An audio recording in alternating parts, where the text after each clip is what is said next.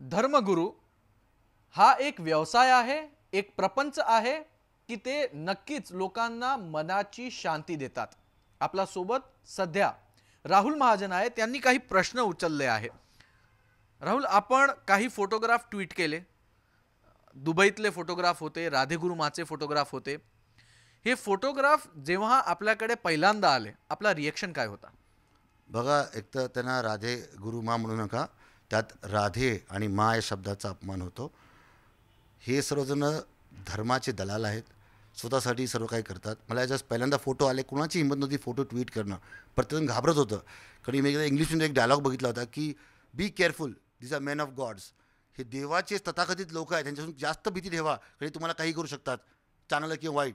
जसं आसाराम बाबूचे लोकांना बाहेरच मारत आहेत. लोक घाबरत होते. मी एक सेकंडचा वाट बघितला नाही. मला जेव्हा तो एक सोर्सकडनं मला हा फोटो आला की आमची कोणाची हिंमत होत नाही राहुल, तूच करू शकतोस हा फोटो ट्विट, की आम्ही केलं तर आम्हाला काही नुकसान होऊ शकतं, जीवावर पण धोका होऊ शकतो. मी एका सेकंदात ट्विट केला तो फोटो आणि म्हटलं बघा काय चाललेलं आहे.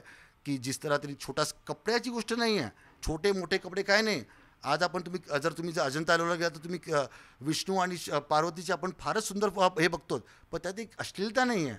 हे नाटक आहे, धंदा आहे. पण अनेक लोकांनी सांगितली काय काय चालतं त्या सुखिंदर कौरकडे, ते राधेमाकडे, काय काय ती लोकांना चुंबन देते किंवा बंद कपड्यात ते एकमेकांच्या कुठल्या गुप्तांगाला स्पर्श करतात. हे अशा गोष्टी मी फोन इथे टी व्हीवर बोलू पण शकत नाही, कारण माझी आई पण बघते आहे.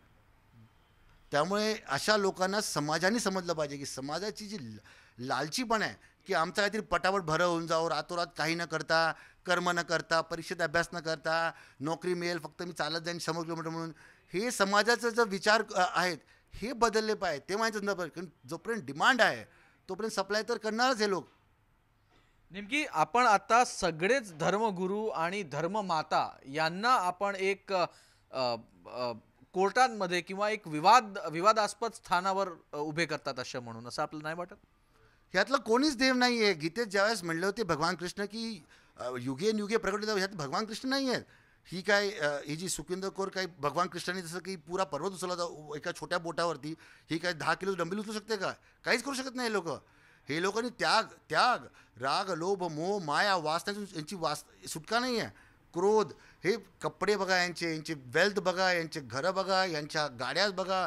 अनेक धर्मगुरूंना फक्त 7 series Mercedes S class air condition आश्रम शेकडो हजारो करोड रुपये कशाला लागतात तुम्हाला? तुम्ही तर आज महात्मा गांधी होते, ते धर्मगुरू नव्हते, पण त्यांचे कपडे बघा, त्यांचं बघा. सुभाषचंद्र बोसनं बघा, हे आपले स्वतंत्रवीर होते, लोक होते कसे. लोकमान्य टिळक, सावरकर, हे खरे आपले गुरु होते. हे धर्माचे जे मध्यंतरी मी ऐकलं देवस्थानांनी सांगितलं की आम्ही एक डीमॅट अकाउंट उघडलेलं आहे दान करायला तुमचे कंपनी शेअर. अरे पापी लोकांना दान करायची गरज, त्यांना घाबरायची गरज आहे. जर विष्णुदेव, त्याची बायको स्वतः लक्ष्मी, त्यांना तुम्ही डीमॅट देणार, त्यांना तुम्ही काही दान देणार? हे दान आणि पैसे मधल्या ब्रोकर्स ना पाहिजेत हो. देवाला काही लागत, देवाला तुमचा वेळ पण लागतं. 1 सेकंद फक्त भक्तिभावाने कनेक्ट करा तुम्ही विष्णूला, ब्रह्माला, शिवला, आणि तुमच्या 1 सेकंद फक्त पाय तेवढाच. बाकी सर्व या मधल्या लोकांना खायसाठी पाहिजे. पण बरेचशी नेते मंडळी सुद्धा तिथे जात असते, त्यांच्यासोबत फोटोग्राफ काढत असते, त्यांचे पाय पडत असतात, त्यावर काय म्हणाल? नेत्यांना वोट पाहिजेत, आणि वोटर्स कुठे आहेत? या सर्व पाखंडी लोकांकडे आहेत. लाखो करोडो लोक त्यांच्या पाखंड्याकडे आपण खेळत असतो. जसं तो आसारामनी नागपूरमध्ये जेव्हा दुष्काळ चालला होता तेव्हा हा वॉटर टँकर घेऊन होळी खेळतो आणि लोक इथे बिना पाण्याचे मरत आहेत, तेव्हा त्याचा विरोध जरी केला तर त्याचे जे फॉलोअर्स त्यांनी येऊन अटॅक केला. म्हणजे आपण एवढे ब्लाइंड झालेलो आहेत.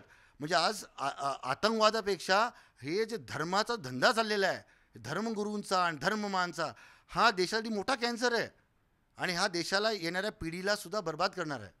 पण आपण तर त्याच लाईनीवर बोलतात, जो ओ माय गॉड फिल्म आली होती परेश रावलची, त्याच लाईनीवर आपण सगळं काय बोलतो. बिलकुल. मला ज्या ओ माय गॉड पिक्चर बघितली त्यानंतर मी तुरंत परेश रावलजींना फोन केला. म्हटलं मग तुमच्या पिक्चरनंतर माझ्या देवावरचा विश्वास कमी झाला नाही, वाढलेला आहे.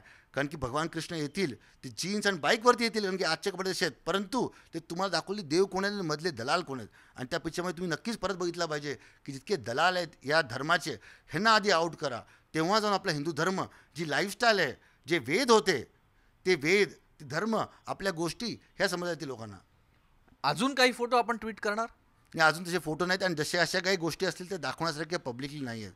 पण अनेक गोष्टी चालतात त्या. पण एक सुखविंदर कौर राधेमा, ए राधेमा, ही एक फक्त छोटी मछली आहे. अजून भरपूर मोठमोठे इथे शार्क्स आहेत तिकडे. सर्वांना टच केलेलं पाहिजे. एका बाईला थांबून काय होणार, आणि बाई आणि पुरुष म्हणजे काही वाद नाही घेतला पाहिजे. हे महामंडलेश्वर अवॉर्ड यांना देतात, काय त्यांना म्हणतात, हे महामंडलेश्वर आहेत. त्यामुळे स्त्री आहे म्हणून असं करू नका. स्त्री पुरुष नाही. भगवान शिव आणि पार्वती अर्ध नारी नरेश्वर होते, तर त्यांच्यात काय आपण भेदभाव करायचं नाही. पुरुष आणि स्त्री एकत्र बनलेले आहेत, देवाचं एकच रूप आहे ते. पण देवाच्या भक्तीसाठी मध्ये दलालांना नको आणू. म्हणजे देवाची भक्तीमध्ये दलालांची सुट्टी करा, हे म्हणणं आहे राहुल महाजन यांचं. मयूर परीख, एबीपी माझा, मुंबई.